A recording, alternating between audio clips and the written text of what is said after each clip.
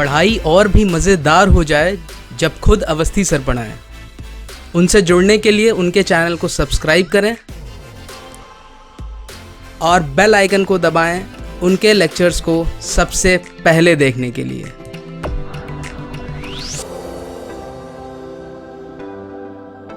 Hello students, welcome back to the next lecture of signals and systems. आज के lecture में बच्चों हम लोग कंटिन्यूअस टाइम सिग्नल के लिए कॉन्वोल्यूशन पढ़ेंगे। डिस्क्रीट टाइम सिग्नल्स के लिए हम ऑलरेडी पढ़ चुके हैं। इस कॉन्सेप्ट को हम कुछ एग्जांपल से समझेंगे। जैसे केस 1 है, अगर मैं स्टेप फंक्शन का कॉन्वोल्यूशन स्टेप फंक्शन के साथ करूं। लॉजिक समझने से पहले एक बार प्रोसीजर देख लें। मान लीजिए मेरे पास दो फंक्शन है, एक है एक्स ऑफ टी, एक है एच ऑफ टी, और मुझे इसका कॉन्वोल्यूशन निकालना है। Y t is x t convolution h t. तो मेरा बेसिक फॉर्मूला क्या होता है? मेरा बेसिक फॉर्मूला वाई टी होता है, y t is minus infinity से infinity x of tau h of t minus tau d tau. ये मेरा सबसे बेसिक फॉर्मूला है। अब इस फॉर्मूले में दो तीन चीजें हैं बच्चों जो मुझे बहुत ध्यान रखनी है। सबसे पहली चीज, ये दोनों ही अब की बार टाउ के फंक्शन हैं, ये टी के फंक्शन नहीं हैं। तो सबसे पहले मैं एक्स टी और एच टी जो क्वेश्चन में दिया होगा उससे एक्स ऑफ टाउ और एच ऑफ टाउ निकालूंगा। अगर आप इस वाले फंक्शन पर ध्यान दें तो ये अगर मेरा टाउ का फंक्शन है तो एच ऑफ माइनस टाउ, पहले मैं पहुंचूंगा एच ऑफ माइनस टाउ से, फिर उसके बाद में एच ऑफ माइनस टाउ को टी यूनिट्स राइट शिफ्ट करूंगा। अब शिफ्टिंग हम ऑलरेडी डिस्कस कर चुके हैं, फिर भी मैं आपको एक बार बता देता हूं। अगर नेगेटिव एक्स के साथ कोई पॉजिटिव टर्म आएगा तो ये राइट शिफ्टिंग होगी, ठीक है। अगर नेगेटिव के साथ नेगेटिव टर्म आएगा तो ये लेफ्ट शिफ्टिंग होगी। इसका लॉजिक हम ऑलरेडी नेटवर्क्स में पढ़ चुके हैं, तो यहां पर दोबारा नहीं डिस्कस करने वाले, ठीक है। तो ये बेसिक्स हैं जो हमें ध्यान रखने हैं जब हमें कॉन्वोल्यूशन करना है। तो चलो पहला केस समझते हैं। सबसे पहला केस है स्टेप फंक्शन का कॉन्वोल्यूशन स्टेप से, मतलब मेरा x ऑफ t भी ut है और मेरा h ऑफ t भी ut है, ठीक है ना। चलो समझते हैं। सबसे पहले मुझे x ऑफ टाउ चाहिए। x ऑफ टाउ का मतलब हुआ this is tau, this is x of tau, और xt मेरा ut है तो ये मेरा हो गया x ऑफ टाउ, ठीक है ना। फिर मुझे क्या चाहिए? h of tau. ध्यान से देखेंगे, h ऑफ टाउ मतलब this is tau and this is h of tau and ये भी मेरा ut है, तो h ऑफ टाउ भी मेरा ये हो गया, ठीक है ना। उसके बाद मुझे क्या चाहिए? h of t minus tau, मतलब h ऑफ माइनस टाउ चाहिए। तो h ऑफ माइनस टाउ का मतलब मैं अपने फंक्शन का इनवर्स ले लूंगा। ये मेरा +1 पे रहेगा और ये मेरा ग्राफ आ जाएगा h ऑफ माइनस टाउ का। उसके बाद मुझे क्या करना है? मुझे माइनस टाउ वाले ग्राफ को t यूनिट्स राइट शिफ्ट करना है। ध्यान से देखेंगे, यहीं से सारा इंपॉर्टेंट कॉन्सेप्ट शुरू होता है। अब मुझे h ऑफ चाहिए, यहां पे मुझे चाहिए बच्चों h of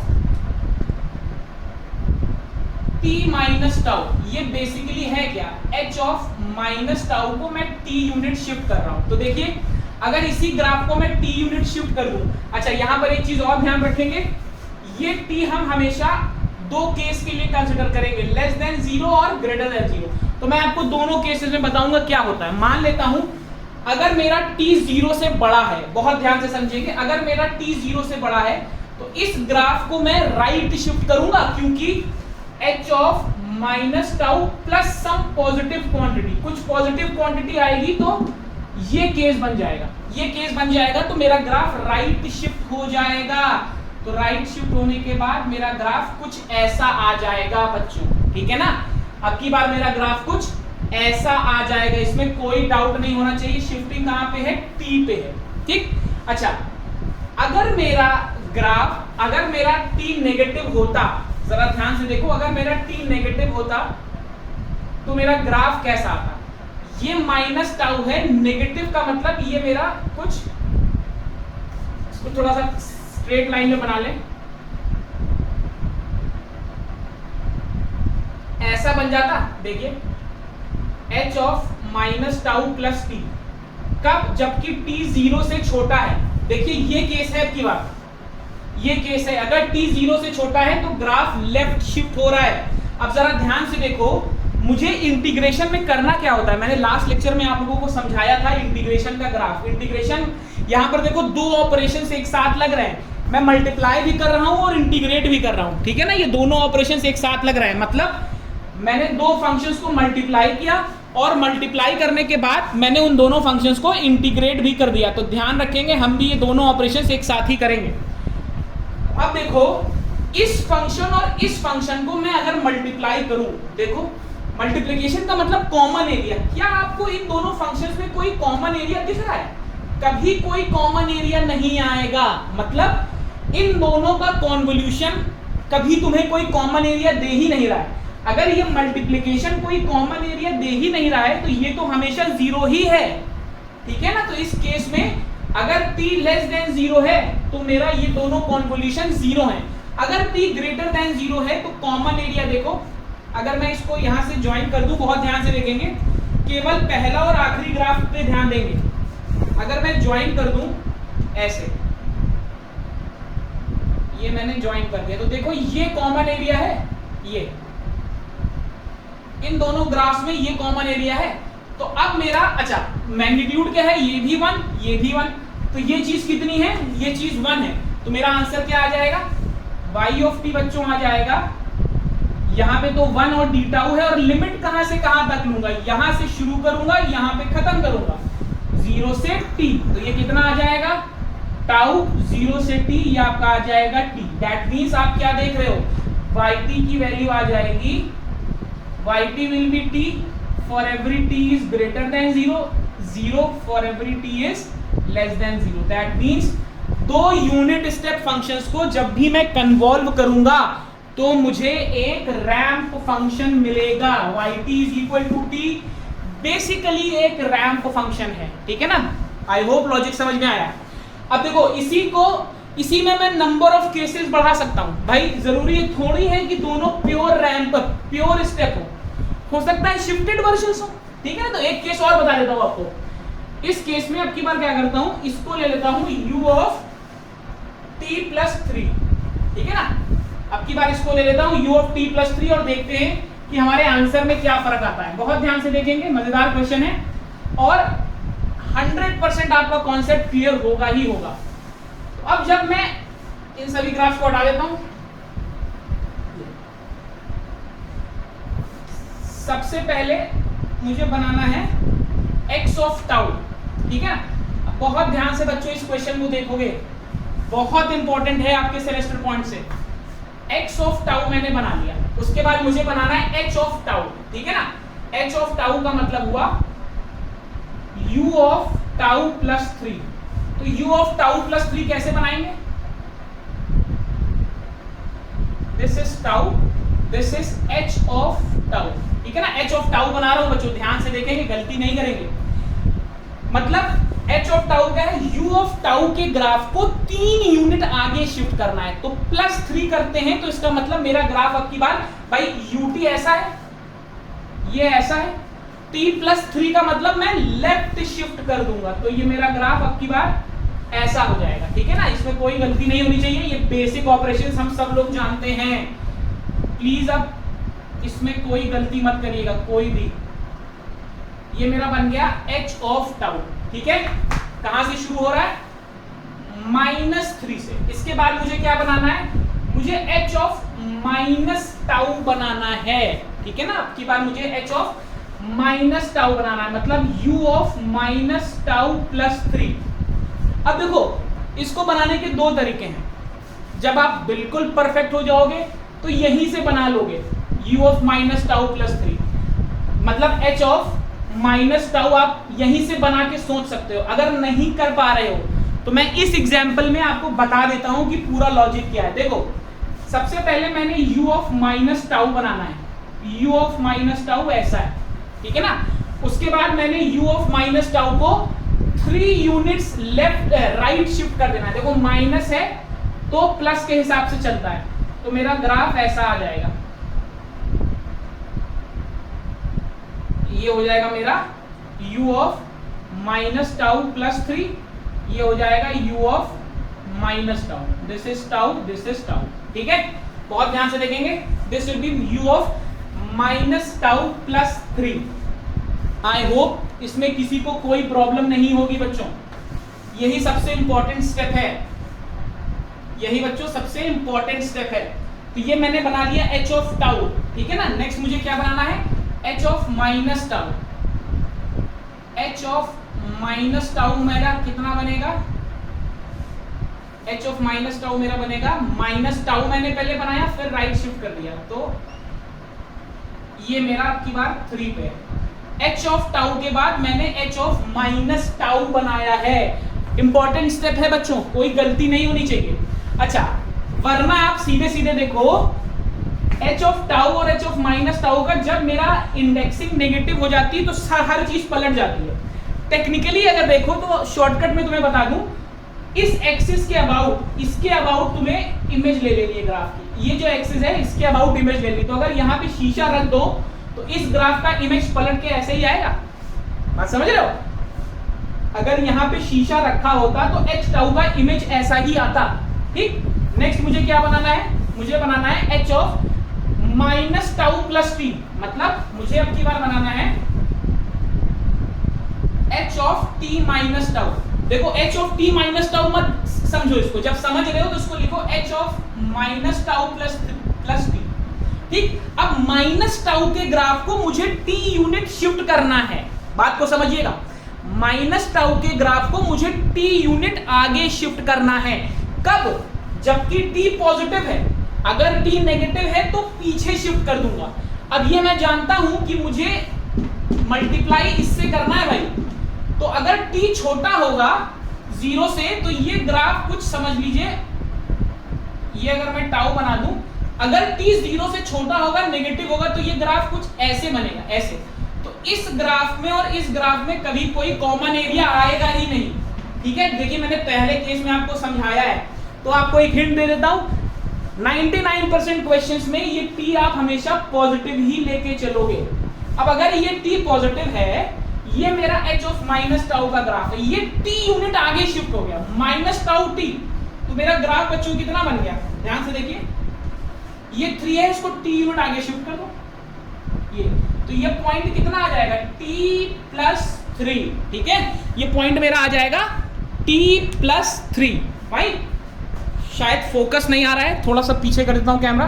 this point is t plus 3। Okay, अब मुझे क्या करना है भाई, मुझे इस ग्राफ और इस ग्राफ का कॉमन एरिया निकालना है, और कॉमन एरिया निकालकर उसको इंटीग्रेट करना है। तो अगर मैं इंटीग्रेशन की बात करूं तो इसका भी मैग्नीट्यूड 1 है और इसका भी मैग्नीट्यूड 1 है, तो अंदर तो 1 ही आना है। ये ध्यान रखना, जब भी 2 स्टेप फंक्शन कन्वॉल्व करोगे तो अंदर 1 ही आना है। तो ये प्रॉब्लम तो मेरी बच्चों सॉल्व होती है। ठीक, सवाल है लिमिट का, तो लिमिट बच्चों कहां से शुरू करें, देखो कॉमन एरिया कहां से शुरू होगा, यहां से कॉमन एरिया शुरू होगा, यहां से, और कहां तक जाएगा, जहां तक t प्लस 3 है, जहां तक t प्लस 3, क्योंकि ये वाला जो मेरा ग्राफ है ये तो आगे तक जा रहा है ना, तो जहां पर ये ग्राफ खत्म होगा वहां तक ये इंटीग्रेशन जाएगा। तो मैं लिमिट कहां से शुरू करूं बच्चों, 0 से कहां तक ले जाऊं, t प्लस 3 तक। ठीक है, तो इसका आंसर आ जाएगा t प्लस 3। अगेन आप देख रहे हो कि t प्लस 3 के फॉर्म में आपका आंसर आ रहा है। ठीक है, आई होप आपको लॉजिक समझ में आया होगा। फाइन, अब अपना असाइनमेंट देख लो, आपको करना क्या है, अब आपको ये कन्वॉल्व करके मुझे व्हाट्सएप पे भेजना है, xt is u t minus 1, ठीक है, एंड ht is u, इसको करते हैं t प्लस 2। ये 2 फंक्शन, इन दोनों का कॉन्वोल्यूशन आपको करना है और मुझे व्हाट्सएप पे भेजना है। लॉजिक बिल्कुल वही है जो हम अभी तक लगा रहे थे, कुछ भी बच्चों इसमें नया नहीं है, तो प्लीज इसमें कोई गलती कोई नहीं करेगा। ठीक, चलो ये था केस 1, अगर स्टेप का कॉन्वोल्यूशन स्टेप से, बट ऐसा जरूरी तो नहीं है कि हमेशा स्टेप फंक्शन ही मिले। ठीक है, तो मैं आपको इस लेक्चर में जितने पॉसिबल केसेस हैं जो आपके सेमेस्टर या गेट में पूछे जा सकते हैं, वो सारे पॉसिबल केसेस आपको बताऊंगा। ठीक है, चलो नेक्स्ट पॉसिबल केस देखते हैं। अब की बार मान लो हम ut, चलो ऐसे समझो, मान लेता हूं xt है e⁻² ut और ht है ut+2। मतलब अब की बार मैं कन्वॉल्व कर रहा हूं एक्सपोनेंट को स्टेप से, ठीक है ना। अब की बार मैं एक्सपोनेंट को स्टेप से कर रहा हूं, ठीक है, कोई बात नहीं। बार बार मैं इतने दिनों से चीख के बोल रहा हूं कि ग्राफ पढ़ लेंगे, तो आई होप आपने ग्राफ पढ़ लिया होगा। मैं मान के चल रहा हूं कि आपको ग्राफ आता है, क्योंकि मैं तो सिग्नल्स में ग्राफ ही पढ़ाऊंगा, ग्राफ से ही पढ़ाऊंगा। सबसे पहले मुझे x ऑफ टाउ चाहिए, x ऑफ टाउ क्या आएगा e⁻²t, e⁻²t का ग्राफ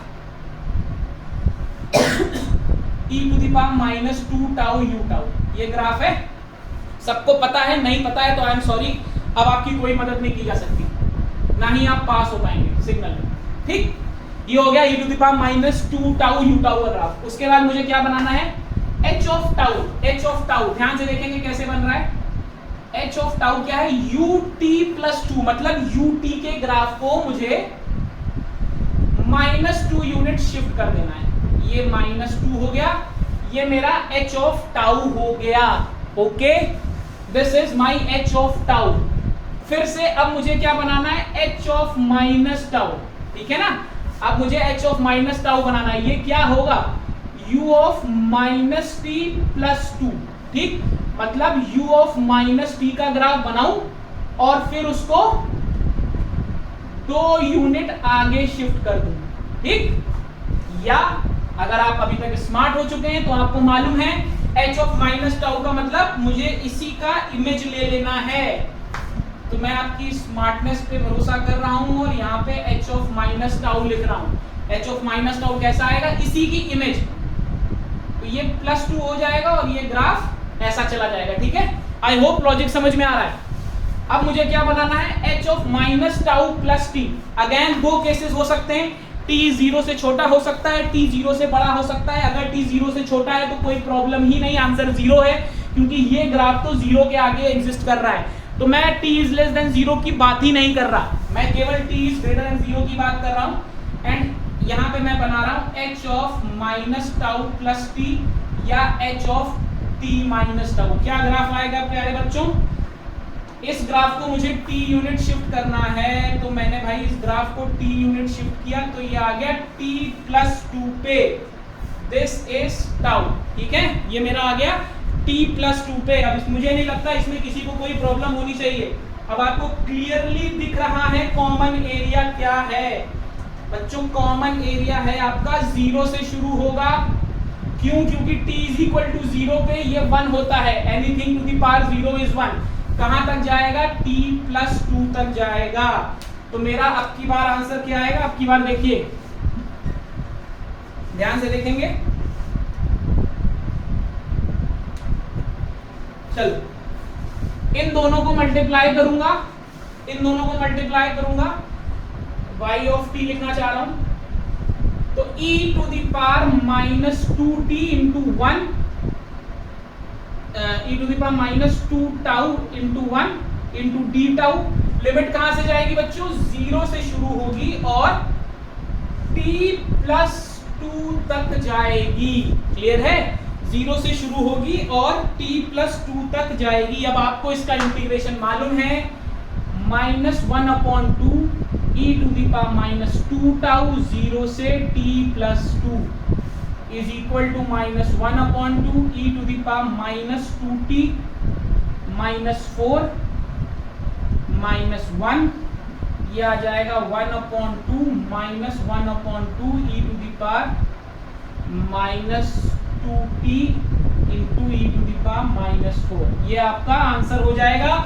आंसर में कैलकुलेशन मिस्टेक होती है तो समझ जाया करो भैया, बार बार कमेंट करके परेशान मत किया करो, ठीक है। मैं पहले भी बता चुका हूँ, कोई एडिटर नहीं है, जो चल रहा है बस चल रहा है, कॉन्सेप्ट में गलती नहीं मिलेगी। फाइन, चलो लॉजिक क्लियर है। ये था हमारा केस 2, सिंपल है। अगर आपको वो लॉजिक समझ में आ गया तो ये भी समझ में आ जाएगा। अब जरा केस 3 देखते हैं। केस 3 में क्या करते हैं भाई, ऐसा करते हैं कि अब की बार दोनों हम एक्सपोनेंट ही ले लेते हैं, देखते हैं क्या आंसर आएगा।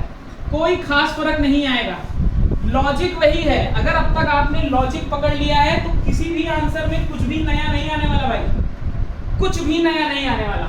ठीक है, अब की बार इसको कर लेते हैं e to the power minus t, इसको माइनस टी कर लेते हैं, एच टी को कर लेते हैं e to the power minus 2t ut। ठीक, फाइन, कोई डाउट नहीं इसमें, बिल्कुल सिंपल। अच्छा, आप में से कुछ कह सकते हो कि sir e to the power minus mod t भी ले लें। ठीक है, मॉड टी ले लो, कोई प्रॉब्लम नहीं है। मॉड टी लेने का मतलब e to the power t और e to the power minus t दोनों केसेस कंसिडर करने पड़ेंगे। मतलब t इज लेस देन 0 और t इज ग्रेटर देन 0, दोनों पे आपको आंसर मिलेगा। इतना बेसिक इंटीग्रेशन आपको पता है, तो मैं इसको डिस्कस नहीं कर रहा। ठीक है ना, मैं ये पूरा ये पर्टिकुलर कॉन्सेप्ट डिस्कस नहीं कर रहा हूं। ओके, चलो भाई देखते हैं। पूरा नहीं सॉल्व करूंगा, केवल तुम्हें लिमिट बताऊंगा कि कैसे बन रही है। e to the power x of tau, देखो भाई क्या बनेगा, x ऑफ टाउ मेरा ऐसे, ठीक है ना। h ऑफ टाउ कैसा बनेगा, h ऑफ टाउ मेरा ऐसा बनेगा। ठीक है ना, h ऑफ टाउ ऐसा बनेगा। अगर h ऑफ टाउ ऐसा बनेगा तो h ऑफ माइनस टाउ ऐसा बनेगा। ठीक है, कोई डाउट नहीं। अगर h ऑफ माइनस टाउ ऐसा बनेगा तो भाई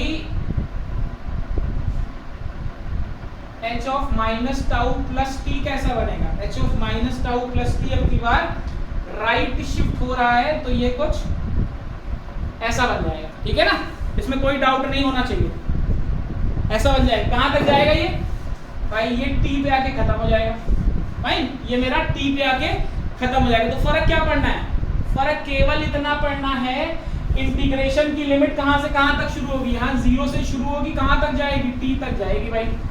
तो 0 से t तक जाएगी, e to the power minus tau, e to the power minus 2 tau into d tau. ठीक है, सिंपल इंटीग्रेशन है, आई होप आप लोग कर लेंगे, इसमें कुछ भी नया नहीं है। ओके, अच्छा माइनस टाउ क्यों, माइनस 2 टी प्लस टाउ करो इसको,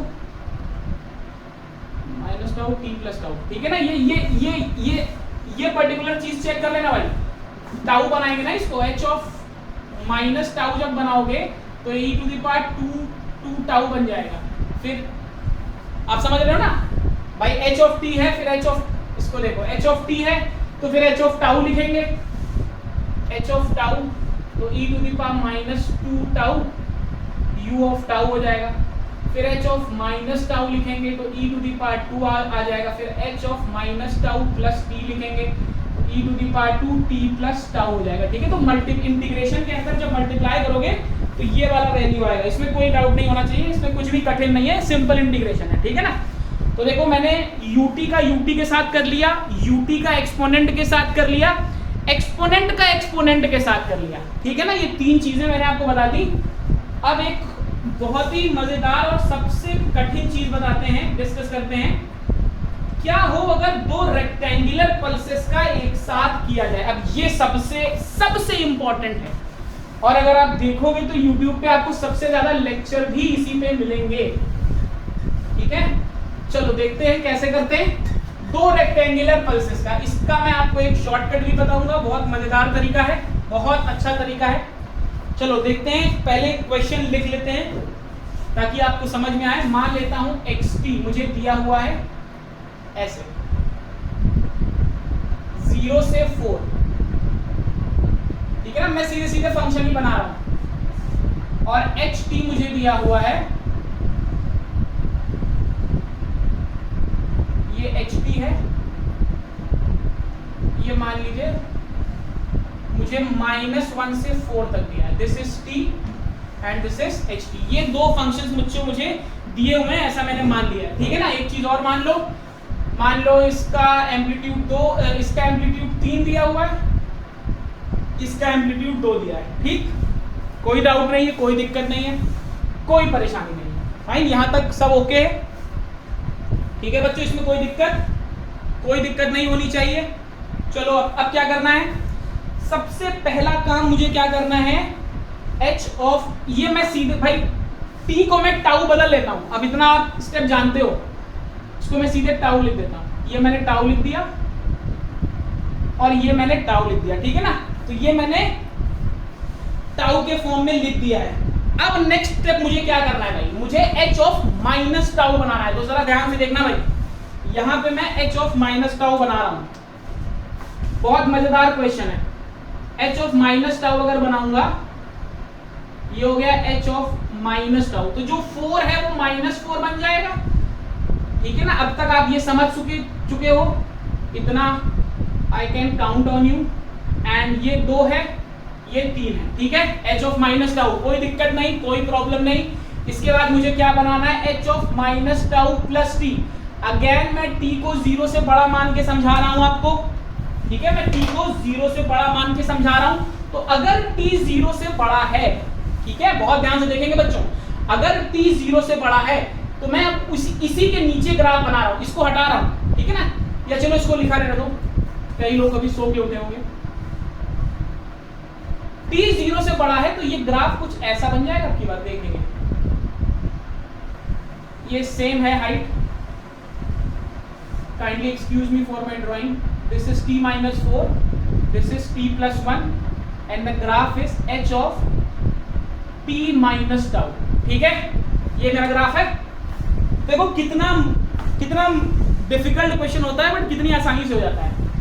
अब देखो मुझे करना क्या है, मुझे इसको और इसको शिफ्ट करते जाना है और इसका ग्राफ बनाते जाना है। क्या करते जा रहा है बच्चों, इसको शिफ्ट करते जाना है और इसका ग्राफ बनाते जाना है। चलो जरा बहुत ध्यान से समझना, इसको शिफ्ट करना शुरू करता हूं। इसको इस ग्राफ को शिफ्ट करके मल्टीप्लाई करना शुरू करता हूं। जरा देखो, जब t -4 इस जगह पे आएगा, इसको आप ऐसे समझ सकते हो, मेरे पास इस समय कोई ऑब्जेक्ट नहीं है समझाने का, चलो ऐसे कर लो। ये मान लो मेरा ग्राफ है, जब ये ग्राफ यहां पे आएगा पहली बार इस जगह,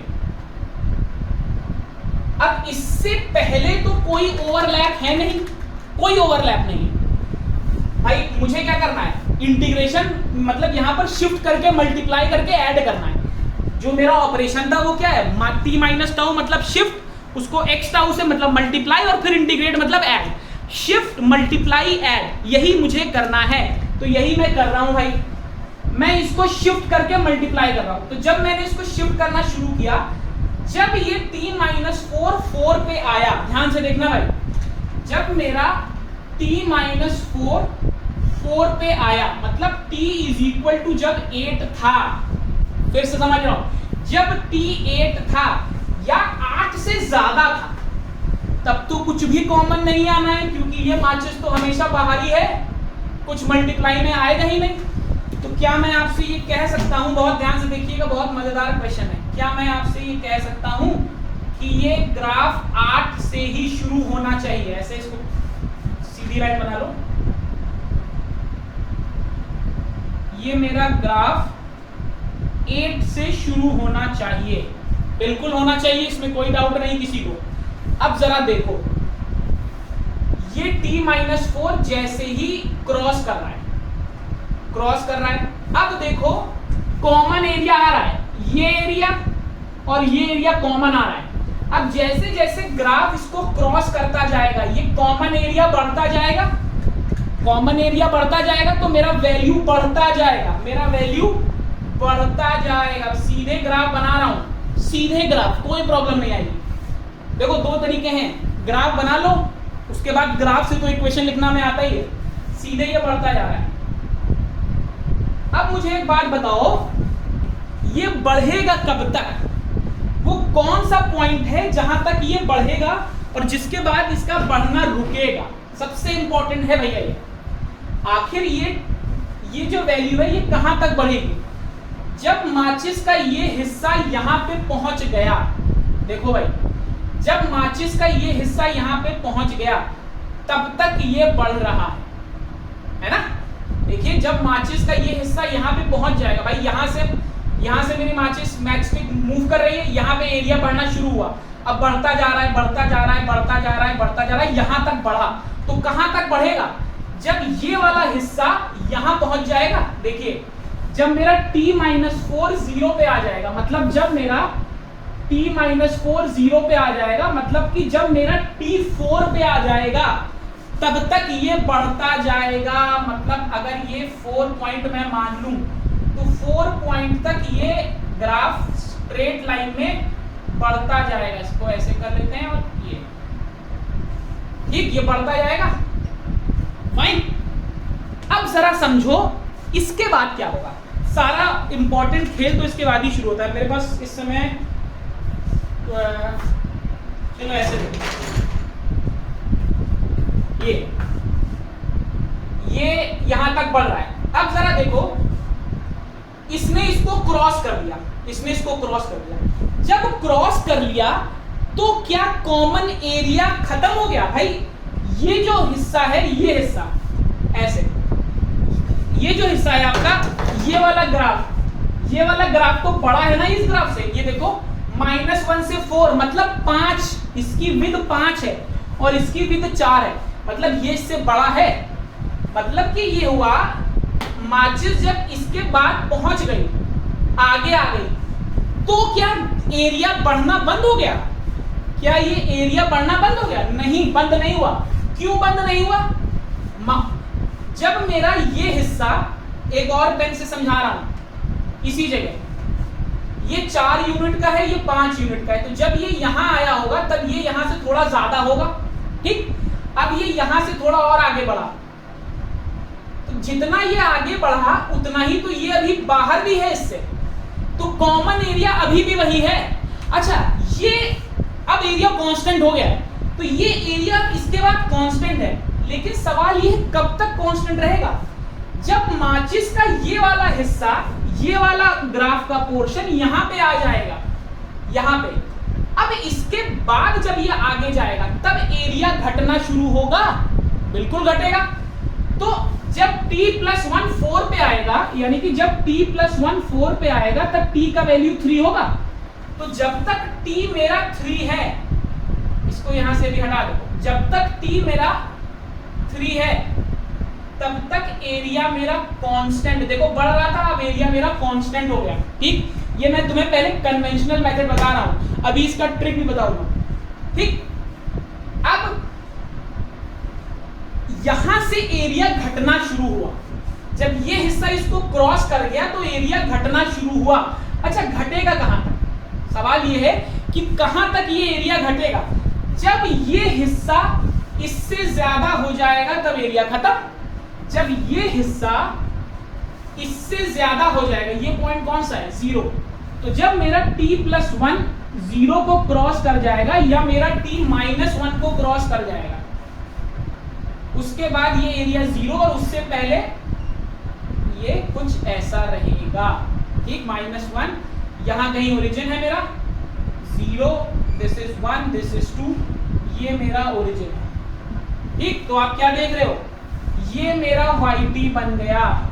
देखा आपने कैसे बिना कुछ किए, बिना कुछ सॉल्व किए मैंने सीधे। अच्छा, ये आप समझ रहे हो, 2 यूनिट स्टेप्स या 2 रेक्टेंगल को मल्टीप्लाई कर रहा हूं तो मुझे रैंप मिल रहा है। यही कॉन्सेप्ट मैंने यहां पर इस्तेमाल किया है। आई होप आप सभी को लॉजिक समझ में आ रहा है। चलो, अब इसकी शॉर्टकट देखो, बहुत ध्यान से देखना। मेरा क्वेश्चन था ये मेरा क्वेश्चन था, सब कुछ भूल जाओ, ये मेरा था h ऑफ टाउ। ठीक, अब देखो कैसे आंसर लिख सकते हैं डायरेक्ट, इसको नोट कर लीजिए। बहुत बहुत इंपॉर्टेंट क्वेश्चन है, बहुत इंपॉर्टेंट। सबसे ज्यादा पॉसिबिलिटी 2 रेक्टेंगुलर पल्स की ही है। सीधे देखो आंसर कैसे लिख सकते हो, चेक करने का तरीका क्या है। इसका लोअर लिमिट क्या था? 0। इसका लोअर लिमिट क्या था? -1। तो दोनों की लोअर लिमिट ऐड कर लो, 0 - 1 इज -1। यहां पर एक पॉइंट बना लो, ये अगर मैंने ओरिजिन मान रखा है तो यहां पे पॉइंट बना लो -1। ठीक, दोनों की अपर लिमिट ऐड कर लो। x की अपर लिमिट क्या है? 4। y की अपर लिमिट क्या है? 4। 8, यहां पे 8 बना लो। ठीक, क्लियर? इसमें कोई डाउट नहीं। चलो, अब इसकी लोअर और इसकी अपर ऐड करो 0 प्लस 4 कितना आएगा 0 प्लस 4 इज 4। तो यहां से लेकर 4 तक इसको बढ़ा लो, ठीक। अच्छा यहां पर क्या है, कब तक बढ़ाओगे -1, इसकी हायर और इसकी लोअर को ऐड कर लो। -1 प्लस 4 इज, देखिए -1 प्लस 4 इज 3। तो हमेशा ये जो लोअर और हायर को क्रॉस करके ऐड कर रहे हैं उतने हिस्से में हमेशा कांस्टेंट वैल्यू आएगी, हमेशा कांस्टेंट। देखो इसका लोअर और इसका हायर ऐड किया 4 आया 4 लिखा, इसका हायर इसका लोअर ऐड किया 3 आया 3 लिखा। तो सीधे बना दो 3 और 4 के बीच में कांस्टेंट वैल्यू आएगी। अब -1 तक डिक्रीज कर दो, हमेशा यही आंसर आएगा। अभी भी आंसर पूरा नहीं है, आंसर में इसकी वैल्यू नहीं लिखी है। फिर से देखो आंसर में इसकी वैल्यू नहीं, ये पॉइंट भी तो लिखना है भाई। मान लो आपको इक्वेशन लिख दिया, आपसे कह रहा है क्वेश्चन में कि कॉन्वोल्यूशन का रिजल्ट बताओ, तो आपने ग्राफ तो बना दिया, ग्राफ से इक्वेशन आप लिखना जानते हो, बहुत आराम से जानते हो, लेकिन ये पॉइंट नहीं जानते भाई। तो इस पॉइंट का लॉजिक क्या है, ये 3 था ये 2 था, तो देखिए होता है A1 into A2 into base of shorter length, दोनों में से जिसका लेंथ कम है। ये कितना है 4, ये कितना है 4 से -1 5, 4 और 5 में से छोटा क्या है 4, इसको 4 कर लो। A1 कितना है, A1 का वैल्यू है 3 2 6 इंटू 4 24, ये वैल्यू आपकी आएगी 24। क्लियर है, ये वैल्यू आएगी 24। अब इस वैल्यू को आप कन्वेंशनल तरीके से भी चेक कर सकते हो, ठीक है ना। इस वैल्यू को बच्चों आप कन्वेंशनल तरीके से भी चेक कर सकते हो। देखो जब दोनों, जो जैसे मैंने ये बनाया था, जब दोनों ग्राफ ओवरलैप कर रहे होंगे तो हमेशा कॉमन पार्ट का ही तो एरिया आएगा। तो जो छोटा है उससे ज्यादा तो कॉमन नहीं आ सकता, तो छोटा तो यही है भाई 4, देखो 4, और कॉमन पार्ट में इसका एम्पलीट्यूड और इसका एम्पलीट्यूड मल्टीप्लाई कर लो, तो 6 4 24, ठीक है ना। अब आप देख रहे हैं ना कैसे हम डायरेक्टली लिख सकते हैं, बहुत ही अच्छा क्वेश्चन है। फाइन, चलो एक और क्वेश्चन आपको बताता हूं इसी तरीके का, वो इसलिए बता रहा हूं क्योंकि थोड़ा सा डिफरेंट है, ठीक है। चलो देखते हैं, ये बहुत अच्छा मेथड है, प्लीज इसको नोट कर लीजिए। नहीं तो जैसे मैंने आपको लास्ट ईयर ग्राफ की शिफ्टिंग और ग्राफ बनाना बताया था, और बहुत से बच्चों ने सेमेस्टर के एक दिन पहले तक कहते रहे कि सर एक बार और बता दीजिए, तो प्लीज इस लेक्चर को नोट जरूर कर लीजिएगा। मान लीजिए x ऑफ टाउ है -1 से +1, h ऑफ टाउ है 0 से 2, ठीक। इसको मान लो 2, इसको मान लो 2, दोनों को 2 मान लेते हैं, ठीक है ना। अब वही रूल अपनाते हैं जो रूल हमने अभी अप्लाई किया था, ठीक। ध्यान से देखेंगे, -1 + 0, दोनों की लोअर ऐड कर लो तो कितना आएगा -1 आएगा। मतलब मुझे ग्राफ -1 से शुरू करना है, ठीक। अभी ओरिजिन हटा देते हैं, मुझे ग्राफ -1 से शुरू करना है। खत्म कहां करना है भाई, 2 + 1 3, -1 0 1 2 3, 3 पे मुझे खत्म करना है। अच्छा, वो कांस्टेंट पॉइंट क्या था, मैंने आपको क्या बताया था, क्रॉस लिमिट्स ऐड कर लो, तो -1 + 2, -1 + 2 कितना है 1, 1 + 0, 1 + 0 कितना है 1। अब तो भाई कांस्टेंट वाला रीजन ही नहीं आ रहा, अब तो 1। भाई ऐसे आपने वहां पे क्या देखा था, 4 और 3 आया था, तो आपने कहा था 4 और 3 के बीच में कांस्टेंट है, बट यहाँ तो प्रॉब्लम है, यहाँ तो हमेशा 1 ही आ रहा है। तो इसका मतलब 1 पे डॉट लगाओ, सीधे कॉन्वोल्यूशन लिख दो, यही कॉन्वोल्यूशन आना है, इसके सिवा कुछ नहीं आएगा। मतलब यहां से एक कंक्लूजन आ रहा है, कंक्लूजन देखो बहुत अच्छा। अच्छा, इसकी वैल्यू भी आप लिख सकते हो, ये ओरिजिन है आपका, ये इसका वैल्यू भी लिख सकते हो, क्या आएगा 2 2 4, 2 2 4, -1 से 1 2, 0 से 2 2, तो विद है 2 8, इसका वैल्यू 8। आप वैसे करके देख लो, कन्वेंशनल मेथड से कर लो, इसको ग्राफ बना के शिफ्ट विफ्ट करके देख लो, जो हमने अभी पुराने क्वेश्चंस में किया वैसे ही शिफ्ट करके देखो। h ऑफ माइनस टाउ बनाओ, h of minus tau plus T बनाओ, बिल्कुल सब करके देख लो, आंसर यही आएगा, आंसर यही आएगा। अब कैच क्या है, अगर दोनों रेक्टेंगुलर पल्सेस के विद सेम हैं, कंक्लूजन देखो, अगर दोनों के विद सेम हैं तो मैं जो कन्वोल्यूशन करूंगा वो एक ट्रायंगल ही आएगा। देखो -1 से 1 विद है 2, 0 से 2 विद है 2, आंसर क्या आया, ट्रायंगल। अगर डिफरेंट विद आएगी तो हमेशा ट्रेपेजॉइड या ट्रेपेजियम जो भी आप बोलते हो, हमेशा यही आएगा। ये बिल्कुल याद रखना बच्चों, हमेशा ध्यान रखना, इसके सिवा और कुछ भी नहीं आ सकता, ठीक है, इसके सिवा और कुछ भी नहीं आ सकता। अब इस तरीके के जितने क्वेश्चंस आपको मिले हर वो क्वेश्चन कर लेना। एक क्वेश्चन मैं आपके लिए छोड़ रहा हूं, अच्छा क्वेश्चन है, वैसे तो मुझे कराना चाहिए बट चलिए देखता हूं आप लोगों में से कितने लोग कर लेते हो। मुझे आप देखिए, हमने यूटी कर लिया, ईटी कर लिया, ईटी कर लिया। दो चीजें करनी है आपको, एक यूटी को मल्टीप्लाई करना है किसी रेक्टेंगुलर पल्स से, और दो ट्रायंगल को करना है, ट्रायंगल इनटू ट्रायंगल, ठीक है ना। ये दो काम आपको करने हैं, क्वेश्चन भी दे देता हूं जो आपको करना है। एक आप कर लो, ये यूटी का कॉन्वोल्यूशन कर लो इस ग्राफ के साथ, -1 +1 और ये 1। एक तो ये कॉन्वोल्यूशन करना है आपको, मुझे भेजना भी है। यूटी का कॉन्वोल्यूशन इस रेक्टेंगल के साथ, देखो यूटी कर चुके हैं, रेक्टेंगल कर चुके हैं, तो यूटी रेक्टेंगल अब आप करके बताओगे। ये नहीं किया है भाई मैंने, ये आप मुझे करके भेजोगे। मैं बना देता हूं ग्राफ, -1 1 0, दिस इज 2, इसका कन्वोल्यूशन करना है आपको। अगर आपको ग्राफ समझ में आ गया है तो it's very very very easy. ये 0 से 2, दिस इज 1, दिस इज 2।